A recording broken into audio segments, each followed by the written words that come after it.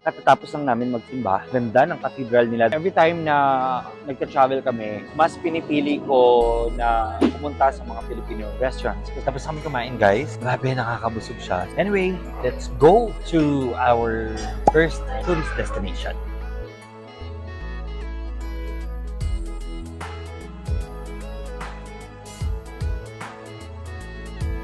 Ayan, umiikot na pala siya. Alam ko ano siya. Sasakay kami kasi kanina. Sasakay. Nandun kami kanina sa Tok-Tok. So, nakapag-video. So, ngayon, umiikot na ulit. Good morning, guys, and welcome back to my channel. This is Japoy again. This is our third day here in Chicago. Katatapos lang namin magsimba. Ganda ng cathedral nila. This is Holy Name Cathedral. Sabi ko sa previous vlog ko, we will go to different tourist spots na kilala dito sa Chicago. Before we go to different tourist spots, kakain muna kami, syempre. It's 11:36 in the morning. Pupunta kami sa isang Filipino restaurant dito sa Chicago. Every time na nagka-travel kami, mas pinipili ko na pumunta sa mga Filipino restaurants. Kasi syempre, bihira lang naman yung mga ganun. At saka syempre, to support our fellow Filipino. So, tara, punta natin.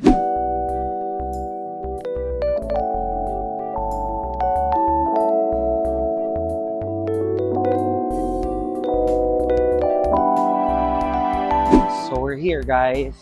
Sa kainan namin. Ang name ay Uncle Mike's Place. Yun, so pagpasok namin, kala namin yun na, pero daming tao. So mag-wait kami. Sabi naman nung staff, 10 to 15 minutes daw. Itong Uncle Mike's Place, matatagpuan dito sa North Paulina Street corner, Grand Street. So if you want to visit one of the best Filipino place dito sa Uncle Mike's Place, ay talagang kailangan po. Tayo na lang tayo. So, nandito na tayo ngayon sa loob. Pagpasok namin, inanapan kami ng confirmation na talagang kami na yung uupo sa next table. Pagkabasa nila nung confirmation, pinaupo na kami kaagad. At binigyan kami ng lugaw. Complimentary lugaw.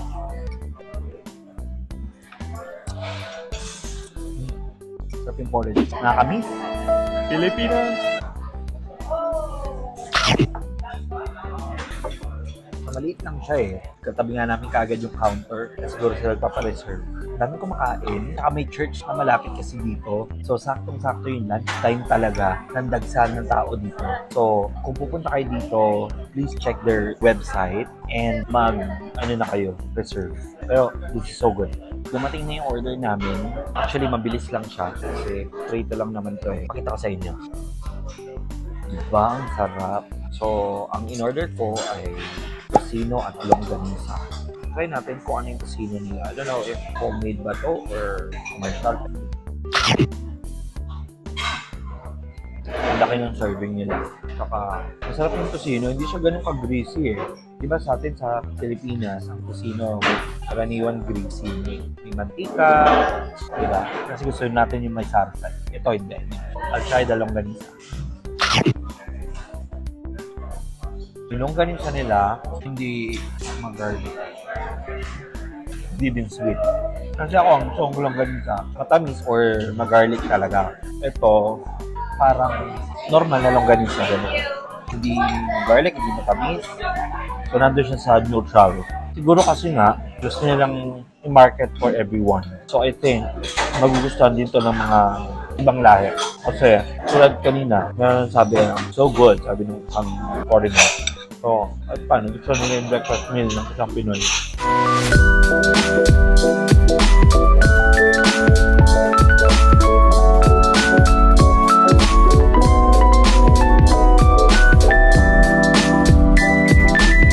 Tapos kami kumain, guys. Grabe, nakakabusog siya. Anyway, let's go to our first tourist destination. Samahan niyo kami.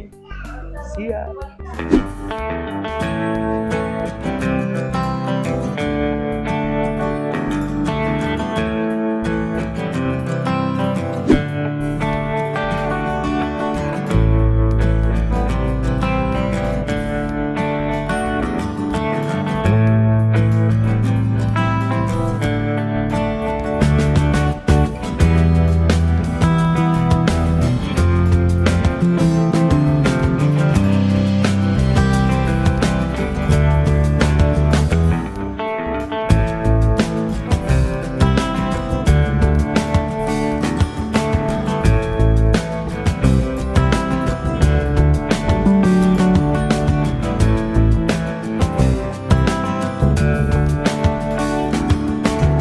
nakita nyo na to kahapon or sa previous vlog ko, ngayon pabalik kami dahil nandito yung dalawang attraction na pupuntahan namin, which is Flyover, Centennial Ferris Wheel. Dami ring Pinoy dito sa Chicago kaya nga meron silang 3 Jollibee locations din dito. Our ticket is here and time is 4:15. So we need to be there at least 15 minutes early. In the Ben Jerry's Ice Cream. Kanina nga pa ng pila, ngayon hindi. Mukhang masarap pero sa mahilig sa ice cream. So ako naman, dito ako sa Amri Juice Bar. So I ordered tropical blend of fresh juice. Hopefully masarap siya. Here it is.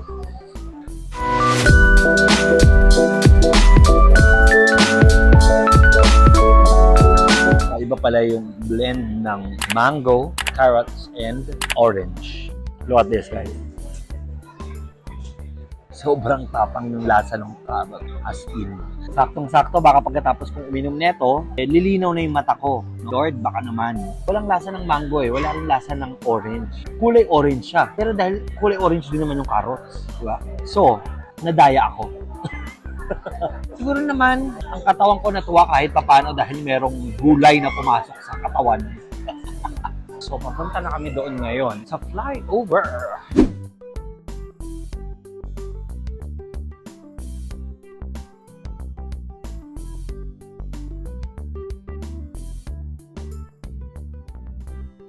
Bakit na? At sana maganda. Meron din ganito sa New York pero hindi namin na-try.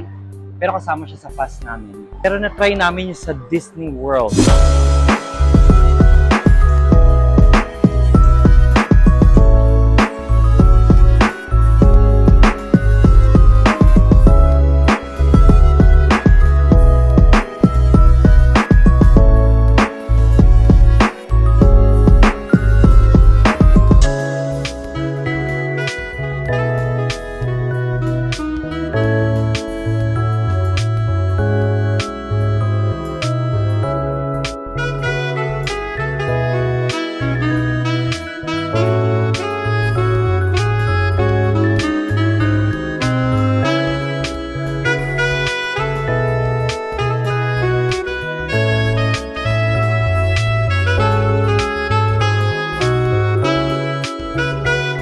Good ride. No? Kasi isasakyan ka, parang ang agila, para naman sa mga hindi pa nakasakay sa agila, is a ride na merong parang kang nakasakay sa drone din. Ang ganon.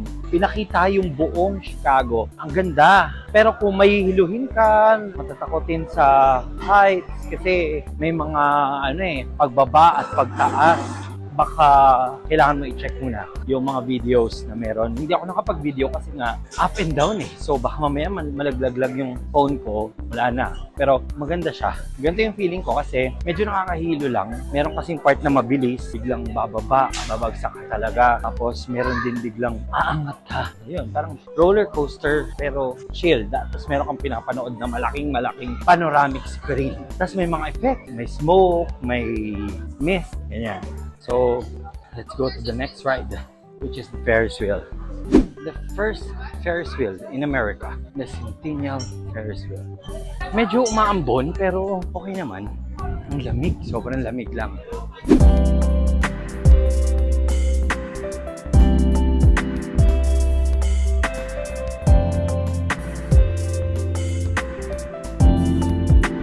Halfway pa lang.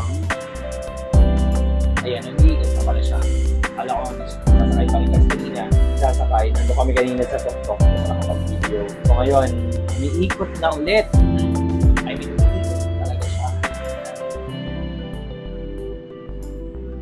Hi guys! Tapos kami ngayon sumakay sa Ferris wheel. Nandun kami ng 10 to 15 minutes kasi naka-tatlong ikot Kasama na yung mga pag-aantay dun sa mga ibang gondola. Sa smooth ride, mabagal lang siya, no? Maganda pag nandun ka sa taas. Pero kasi ngayon, umuulan. Yung other part ng gondola, basang-basa, hindi ko ma-record yung other side. Samahan niyo ako ulit. Punta kami sa susunod namin.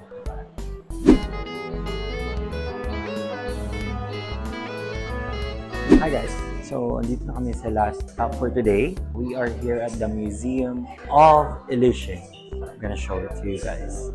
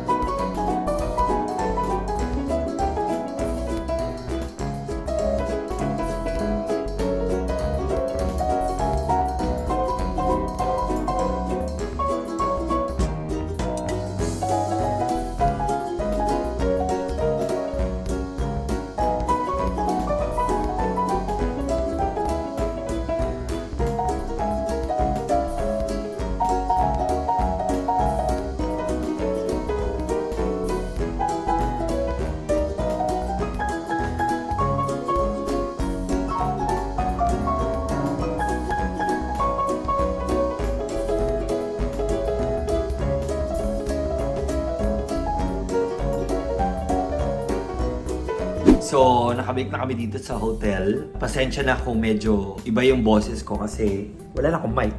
Nagka-charge na dahil lahat na lobat na ngayong araw na to. Anyway, pagkatapos namin ng Museum of Illusion, dumiretso na kami dito sa hotel dahil ang lapit lang niya. 4 minutes away lang via walk. We decided na dito na lang rin mag-dinner. Hindi na kami lalabas pa. Nag-order kami syempre sa paboritong Jollibee. Kasi syempre, bihira lang naman yung Jollibee. Wala namang Jollibee sa lugar namin. So, kailangan pa namin mag-travel 2 hours away. Kung meron Jollibee, yun talaga yung punta namin. Sabi ko nga kanina, di ba, support Filipino businesses. Yan. So, ito yung in-order ko. Pakita ko sa inyo. Palabok and chicken and pineapple juice. Hi guys! So, tapos na kami kumain. Nagpe-prepare na kami para matulog. Pero bago dyan, kwentuhan ko muna kayo ng araw na to. Siyempre, nakita nyo naman sa first part ng aking vlog na nagpunta kami sa church, no? So, ang ganda ng church nila. That is Holy Name Cathedral. Tomorrow will be our last day dito sa Chicago and uwi na kami sa susunod na araw sa, siyempre, the great state of Texas. After namin pumunta sa church, we went Uncle Mike's place. Nakita niyo naman kung ano yung kinain ko doon. Again, kung pupunta kayo doon, don't forget na mag-reserve advance. And then, after that, we decided to go to 360 observation deck. Ang ganda ng skyline ng Chicago. After that, we went to the Navy Pier to do the flyover. Kakabukas lang po ng flyover. Parehas na parehas siya sa Agila. May kwento eh. Tapos, kung mahihiluhin ka, yun lang. Kasi talagang nakakahilo siya. Kahit ako hindi ako mahihiluhin. Hindi rin ako takot sa heights. Pero, nahilo pa rin ako. Pero, it is a great experience. And then after that, we went to Centennial Ferris Wheel. Parang 10 to 15 minutes ata kami nandoon. Tapos, we went to Museum of Illusion. Ang ganda. Tapos, iba't ibang klase ng illusion art. Pati rooms, kasi akala ko maliit lang siya eh. Ang daming pwede palang gawin doon sa illusion art. Yung iba, talagang ngayon ko lang nakita. After that, umuwi kami. Sabi ko 4 minutes walk lang eh. Nandito na kami sa kasi we stayed in the heart of Chicago.